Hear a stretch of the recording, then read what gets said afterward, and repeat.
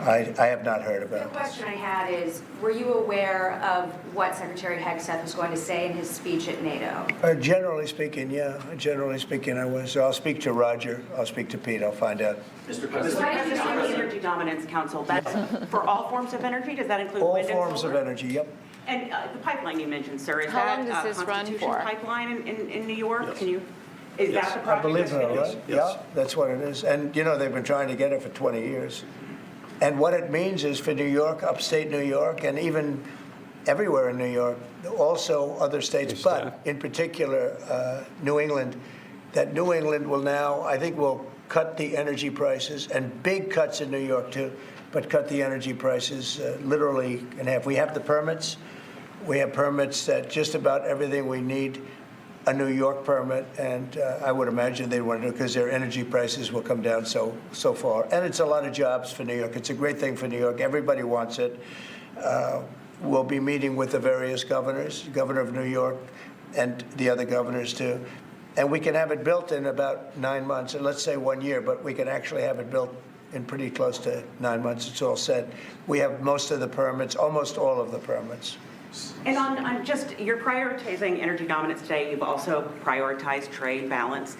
The oil industry is a little worried about the steel tariffs. I mean, they put 20,000 feet steel in the ground at a well. How will you balance that? Is there a possibility? You're talking about steel and aluminum. Indeed, steel tariffs. So the steel, I saved the steel industry in my first term by putting on tariffs because China was dumping massive amounts of steel. Others also, but mostly China. And I put very substantial, we took in $600 billion worth of tariffs from China. No other president's taken up, literally haven't gotten 10 cents from China, not 10 cents. And hundreds of billions of dollars came in from China. And they understood it. They understood what I did. But the dumping stopped. And had I not done that, you wouldn't have one steel mill, I think I can say, not one steel mill operating in this country.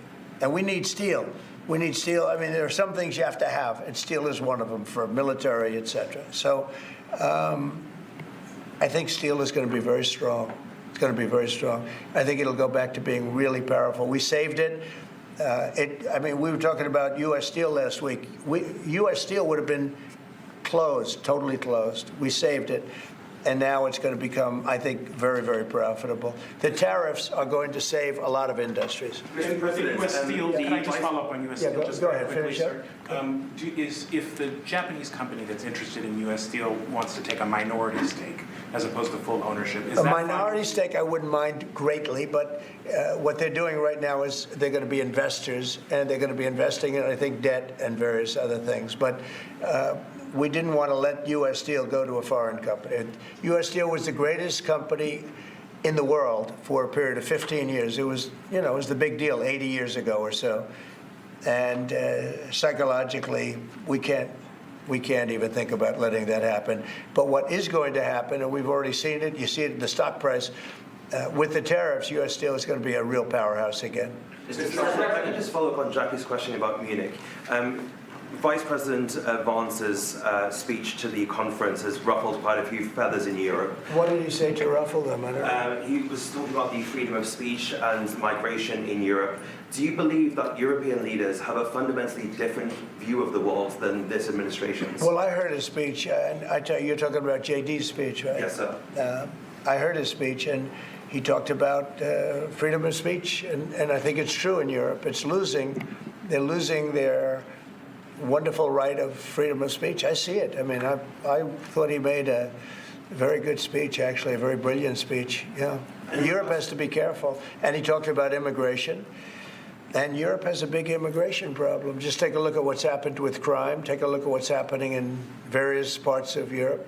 I thought his speech was very well received, actually. I've heard very good remarks. And in regards to Ukraine as well, yesterday you mentioned that you thought Ukraine's NATO aspirations were one of the main reasons that the war broke out. Who do you blame for the war, Ukraine or Russia? Well, I think that there were a lot of people to blame. All I can say is very simply, if I were president, that war would never have happened. And you know what else wouldn't have happened? The Middle East wouldn't be all blown up, and October 7th wouldn't have happened either. Those two areas, you wouldn't have inflation, you wouldn't have October 7th, you wouldn't have Russia and Ukraine fighting. None of those things would have happened if I were president. So to follow up on the Mr. Middle President? East, earlier this week. Yeah, please. You mentioned auto tariffs the other day. Yeah. When do you plan to unroll? Howard, I'd say over the next sometime, or maybe around April 2nd. I would have done them on April 1st. Believe it or not, I'm a little superstitious. No, literally, we had it planned for April 1st. I said, let's make it April 2nd. You know how much money that costs? That costs a lot of money just that one day, but we're going to do it on April 2nd, I think. Is that right? That's right. Okay? Thank you. The lead prosecutor in Eric Adams' case resigned today, saying anyone who didn't press forward would be a coward. What's your reaction to that and to the overall implication that politics were at play here? Well, I don't know about it. I mean, obviously, I'm not involved in that. But I would say this, that if they had a problem, and these are mostly people from the previous administration, you understand, so they weren't going to be there anyway. They were going to all be gone or dismissed. If not, they know on Tuesday they're all being dismissed. You know, the whole country is being, because what you do is you come in and you put new people in. So when you say resign, they're going to be gone anyway. But I know nothing about the individual case. I know that they didn't feel it was much of a case. They also felt that it was unfair with the election. Look, I would know that better than anybody because I was weaponized more than any human being in the history probably of the world. And I won the election in a landslide, winning all 7 swing states, winning the popular vote and everything else because the people got it. It was weaponized, and I was weaponized literally weeks before the election. But I think there's also something to be said. I read that. There's something to be said for what they were doing. It looked to me to be very political. But why didn't they bring this up like 4 or 5 weeks ago, 6 weeks ago, or whenever it happened? You know, they just sat around and didn't complain. Then all of a sudden they complain, and they know they're all being dismissed anyway. So, you know, that's the way it is. That's called politics, I guess. Mr. President? Yeah, please. Earlier this week, you predicted that all hell would break loose if Hamas didn't hand over all of their hostages. What do you expect to happen tomorrow in terms of I don't know what's going to happen tomorrow at 12 o'clock. It was up to me. I'd take a very hard stance. I can't tell you what Israel's going to do. But I watched the last people come out, and I looked at a before and an after picture. One guy was a big, strong, healthy guy. You could say he was a little bit overweight. He's not overweight anymore. He looks like he just came out of the Holocaust. It looks like a Holocaust picture. I've looked at him for a long time, and they've been treated very badly. The young lady came out last week. Her hand was blown off. I mean, literally, her hand was trying to stop a bullet that was headed for her face. She put up her hand. She goes like this and wiped out her fingers and a lot of her hand.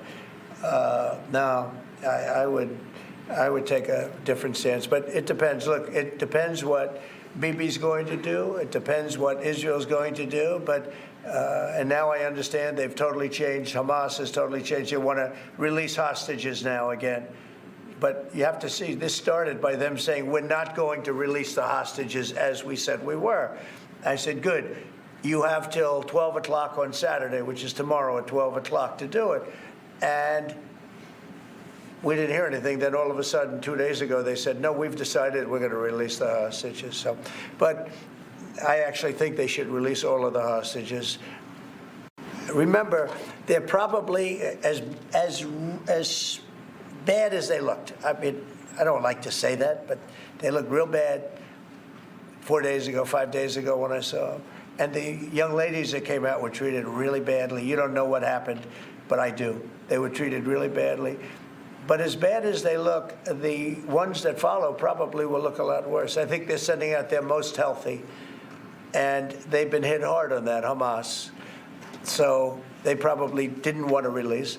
But they changed their mind. I said 12 o'clock tomorrow, and all of a sudden, 2 days ago, yesterday, they said they're going back to releasing. But this all started by them saying, we are not going to release any more hostages. And then yesterday they said they are going to release the hostages. But I think they should release all of the hostages. About 75,000 workers took this deferred resignation. It's a little bit short of the 5 to 10% goal you were hoping to hit. Do you think you'll have to make up the rest of that number in layoffs? No, look, that's 75,000 more than we would have had. And nobody knows what that final number is because in the end, I think a lot of people aren't going to show up to work. A lot of people, they got used to staying home and quote, working. But, you know, I wonder if they had other jobs or other things. You know, they have a lot of problems with that. No, 75,000 is a lot of people. And we paid them well. We gave them a lot of months of severance pay, if you call it that. But now I think you'll probably have some more too, in addition. It's a big, tremendous saving for our country. We want to downsize government, but make it better. Run it better, but downsize. Yeah, please. So can I ask about the UK? I understand that you had a phone call with Keir Starmer yesterday. I did. I just signed a letter to him. He asked for a meeting, and I agreed to the meeting. We're going to have a friendly meeting. Very good. We have a lot of good things going on. But he asked to come and see me, and I just accepted his asking. Do you have a date for that, sir? And what do you hope to Very soon. I think he wants to come next week or the week after. And what do you hope to discuss? I don't know. It was his request, not mine. But, I met him twice already. We get along very well. He's a very nice guy. Thank you very much, everybody. Thank you. Thank you very much. Appreciate it. Thank you, Brad. Will there be carve-outs, sir? Thank you. The tariffs? Thank you, Brad.